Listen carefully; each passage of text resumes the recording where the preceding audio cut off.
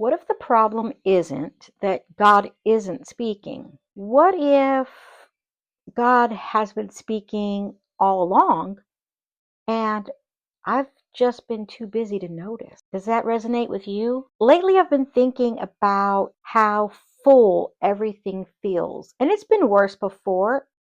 I'll be honest and say that I think it's improved lately, but I've definitely had times where everything just feels full, too busy, full schedules, full calendars, full minds. And even when I finally sit down to rest, I would immediately reach for my phone. I'd turn on a video, I'd check notifications, or I'd start thinking about the next thing I need to do. And sometimes I wonder if I'm leaving any room at all for stillness. Mary seemed to understand something that I struggle with, or I have struggled with, and maybe you do too. Scripture says that she treasured things in her heart. I think I've mentioned this before. She reflected, she noticed, she made space. And I think that's becoming harder and harder for quite a number of us.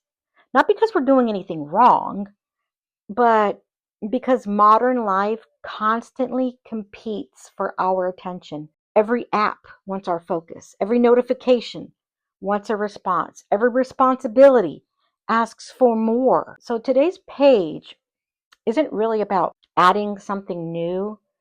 It's about creating room. It's hard to squeeze God into our busy schedules and more work, and between all the anxiety and worry, between our constant want of materialistic things and money, between our addictions, between media and digital devices. So how do we make room? How do we make room to think, to breathe, to pray, to create? How do we make room to notice what God might already be doing? Because sometimes growth doesn't come from adding more. Sometimes it comes from making space for what matters most. In today's journal page, I try to leave more white space than I normally would. My instinct is usually to fill every corner, but today I resisted that. The empty spaces there are intentional. I wanted the spread to feel less crowded, more space around the things that let me have more time for God. The page reminds me that not every space has to be filled with something. Psalm 46, verse 10. Be still and know that I am God.